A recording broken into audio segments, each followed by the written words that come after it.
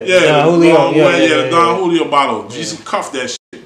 You know what I mean? Because he's seen this shit. I seen them though. You know what I mean? But if they come, we gonna connect for.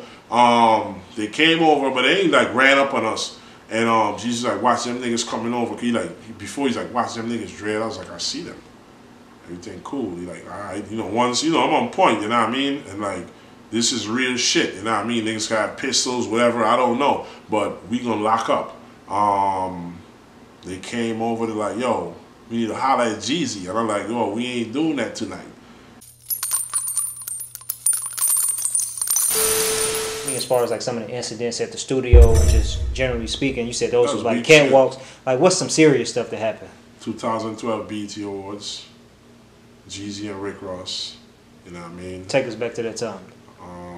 And there's no shots to Rick Ross. Maybe if Jeezy handled his business, I wouldn't be speaking on these stories. But 2012 BET Awards, they tried to tint the whole shit. We was walking in the back of the hallway. Rick Ross and Jeezy, they ran into each other. I was in the middle of two of them, and I kind of not blame Ross, but you blame two of them because Jeezy reaction is what made it elevated. He's like, nigga, what's up? And Ross stopped and he's like, what's up? And Jeezy's like, what's up? And he's like, what's up? I'm in the middle, I'm watching though. But I'm watching to see who's gonna strike first, because whatever happens, I gotta react. And Jeezy tone changed. He's like, nigga, you know what the fuck is up?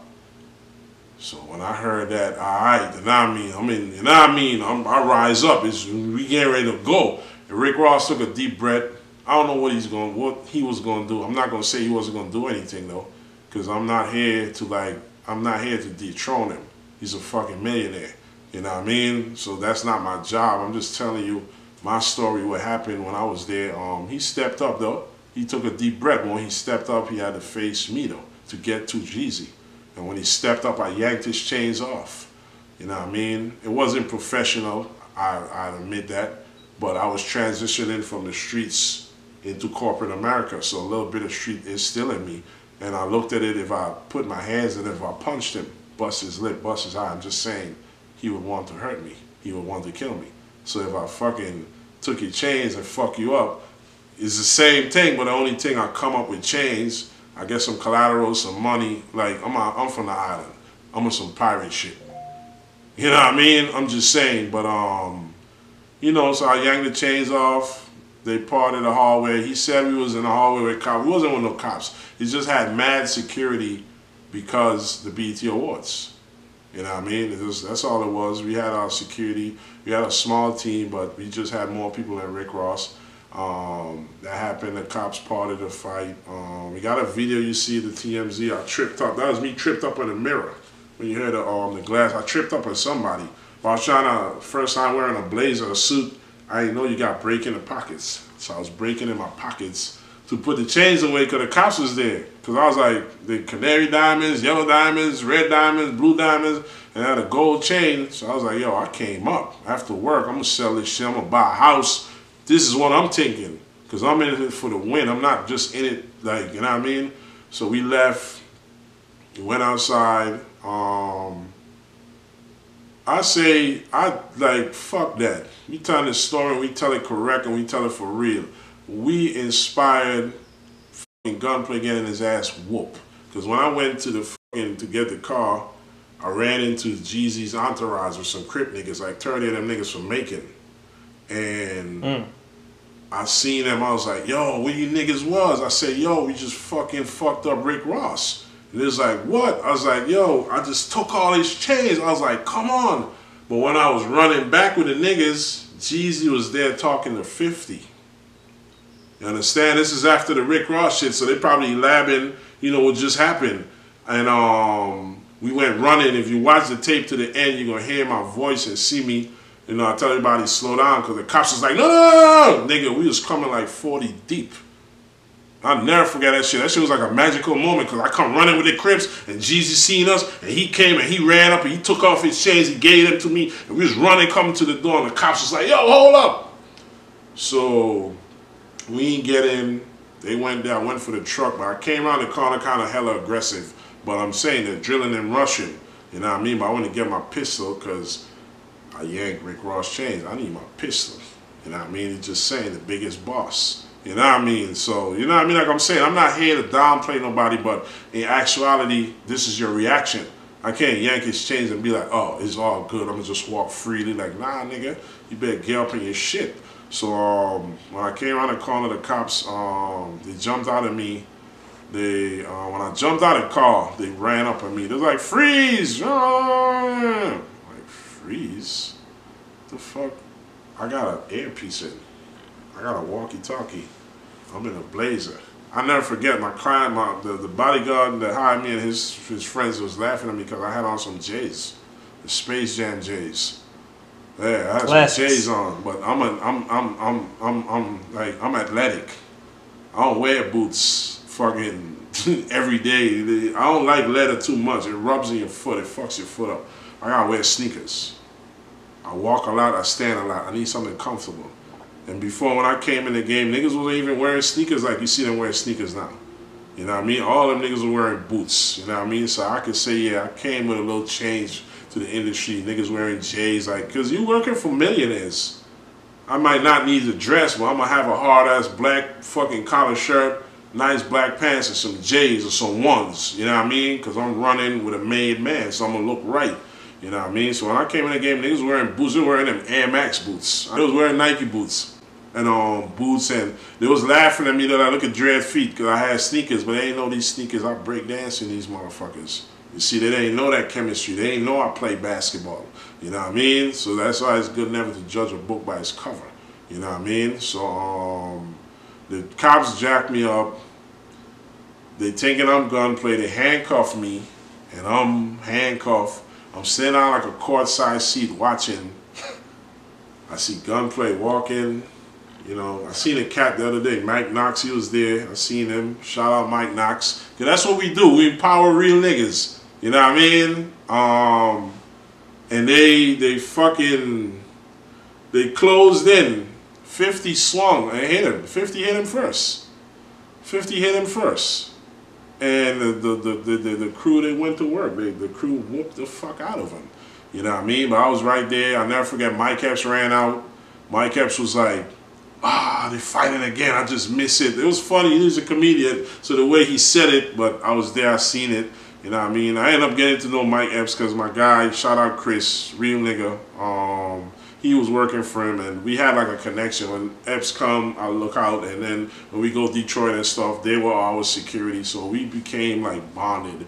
You know what I mean? But Funk Flex, I'll never forget, he tweeted, shots fired, gunman arrested. There wasn't no gunman. But they had me for like 4 hours, yo. Shout out Erica Ibu. She came to the police car. I mean, the police car for like 4 hours. She's like, Dre, don't worry about nothing. They got the baseball man waiting for you. You know what I mean? So I was like, yo, fuck that. Me and the lieutenant was going back and forth. He was like, oh, you can get locked up. Take him downtown. I was like, hurry up. Fuck you mean? You just heard what she said? The baseball man is there? Like, come on, I'm good. I'm not even going inside. You gonna run my prince? Whoop, whoop, whoop. I'm out of this motherfucker. You know what I mean? So it was all good. Then that situation happened. Did Jeezy ever have a one-on-one talk with you and kind of salute you for yeah, Jeezy salute me. We went to Ocean Prime. I never forget, asked Clem about that shit. We went to Ocean Prime and Jeezy came and he dapped me. He said, gangster for life. Fuck you mean? He seen that shit. Wow. You know what I mean? And not like I'm some pro at it, but I tell you, the clock. I used to snatch chains in the eyes when I'm taking niggas' chains. You know what I mean? I'm not gonna rob you and just take it off your neck. Nigga, I'm gonna snatch your shit off. Let you know it's real. You know what I mean? And you know, you talk to me, we didn't talk too much of the situation, but he was like, nigga, like, you know what I mean? I guess he had a couple of different bodyguards in life, but I guess I stood out different.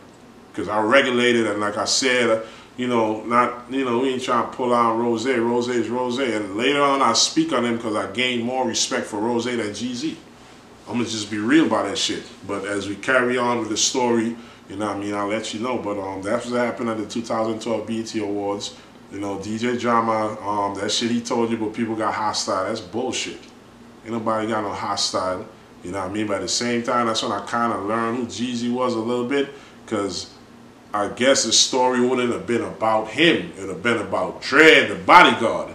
You know what I mean? So I remember I came work after that. And this when I started gaining some respect for Ross. Because the video when he said whoever the big black dude is, he was going to trade off Rick Ross.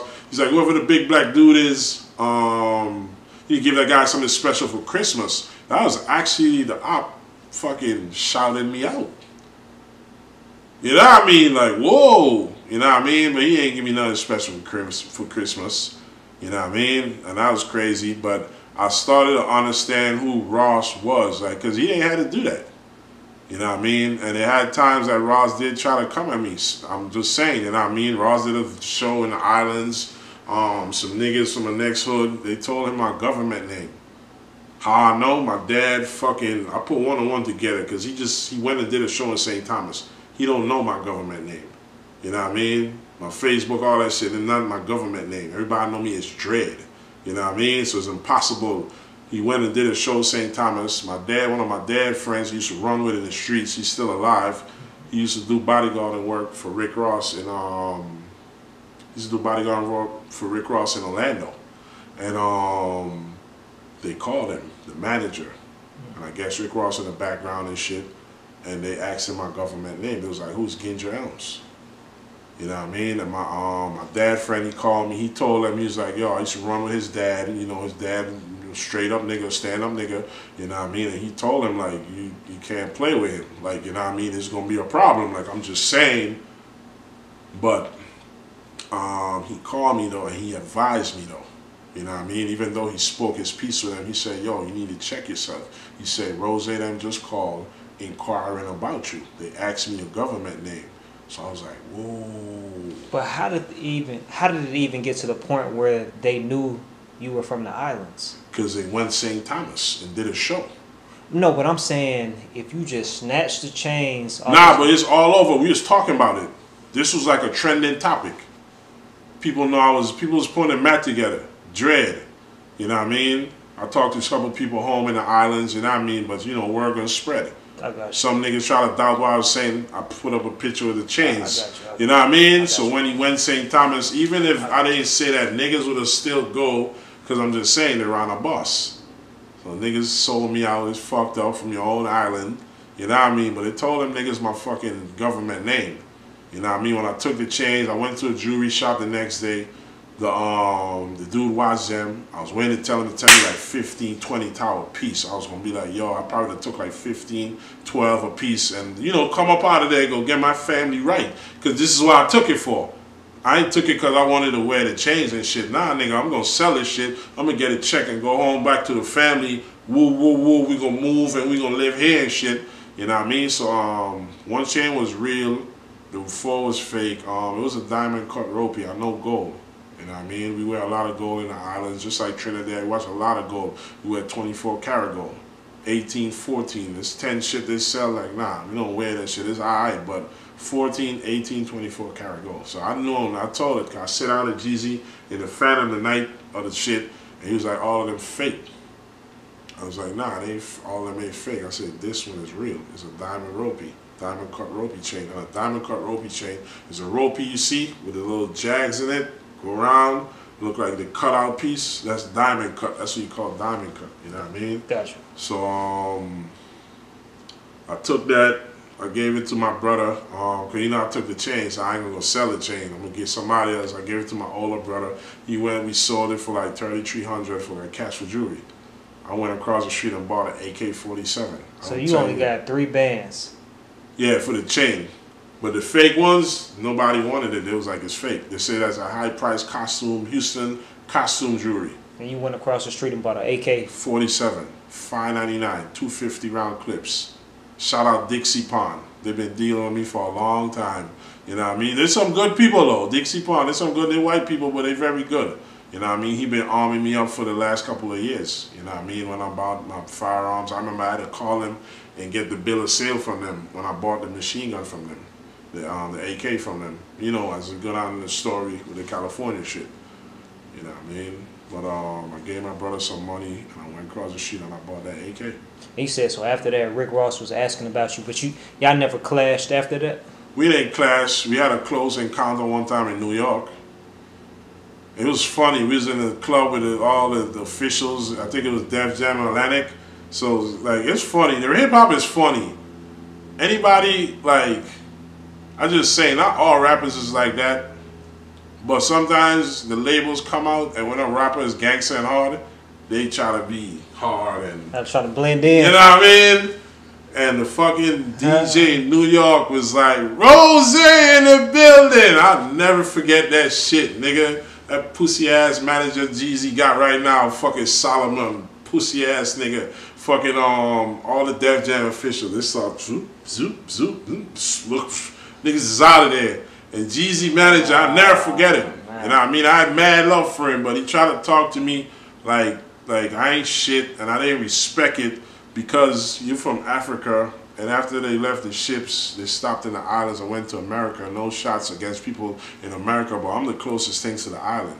You know what I mean? And you from Africa, dog. You belong the repatriation type of mentality. Like, you belong looking out for my welfare then. You know, later on we talk about that though, but that's how I call him a fuck ass nigga, dog. Like, he ain't no good. He jumped out of VIP. He's like, hey man, he like, you guys need to chill out, man. You guys need to chill out. Ain't no more drinking now. Ain't no chill out, but guess what? This is what I do. So fuck you. What's up? Rose ain't come over. Rose came in with an entourage. And it was from New York. There's some island cats. Got tell by the dreads and the way they was talking. And it was coming over. I never forgot. Jeezy cuffed the bottle. I think the 1944 or something. Or the 1844. You know the 1842. Yeah, Don Julio. The Don Julio bottle. Jeezy cuffed that shit. You know what I mean? Because he seen this shit. I seen them though. You know what I mean? But if they come, we gonna connect for. They came over, but they ain't like ran up on us. And Jesus like, watch them niggas coming over. Before he's like, watch them niggas dread. I was like, I see them. Everything cool. He like, all right, once, I'm on point, you know what I mean? And like, this is real shit, you know what I mean? Niggas got pistols, whatever, I don't know. But we gonna lock up. They came over to like, yo, we need to holler at Jeezy. And I'm like, yo, we ain't doing that tonight. And they was like, let Jeezy know we some real niggas. And I was like, yo, we some real niggas too. And they was like, alright, but I could have had the island. I don't know which island they're from, Haiti, Jamaica, Trinidad, but it was from some island. You know what I mean? But they came from over Rick Ross, from his entourage. And they came over by us. And they left though, you know what I mean? I mean, what you saying though? It don't sound like Jeezy was scared though. Nah, he wasn't scared. But he got a bottle, I mean, shit, he got no choice. Yeah, he was ready for war. Yeah, he ain't got no choice, he got to defend. I might not defend, you know what I mean? I'm just saying, so, like, the stories we telling is not to pull them down, but it's actually my story, you know what I mean? And I think, you know what I mean, I should have a chance to tell my story and not them telling the stories how they want to, you know what I mean? But, yeah. Did you have any other, like, run-ins with Rick Ross or people associated with Rick Ross? It had people from both parties that knew people from around Rick Ross, street-wise and business-wise, and, they talked and, you know what I mean? So it was a balance at the end. The next time I seen Ross, rest in peace to the OG he used to be with. I don't remember his name because I got to meet him the first time, shake his hand. I always hail him after that. Yeah, he passed away. Rest in peace to him. We came out of the airport and we ran into each other. But that's the day Jeezy squashed, the situation with Rick Ross. Okay. You know what I mean? I was there because my people came and picked me up. I went out there, I broke down my gun, I got it. Because when you come to the airport, they break your gun down. You got to put the, walk with 2 lock box, put your ammunition in 1 boost. I had to go, ooh, I did my shit quick, came back in. I thought it was smoke again. I was like, okay, this is part 2. But they was blocking the situation. So, you know what I mean? But he had 2 trucks out there too. Ain't no telling who he had in his trucks too. So like I'm telling you, my story is not to bring down Rick Ross. I'm just telling you a situation that took place. You know what I mean? So it's not like if I see Rick Ross today, it's like he's gonna bow his head and run from me. Like nah, it's nothing like that. You know what I mean? But as we go on, like I tell you, we had more encounters, and I tell you, but it wasn't no negative vibes. Like the last encounter made me really have respect for Rick Ross. Is it true, man? I know you mentioned that you had a little situation with the dude from Triple C's, one of Rick Ross's former artists. I don't know if he's still on his label, Torch. Yeah, Torch.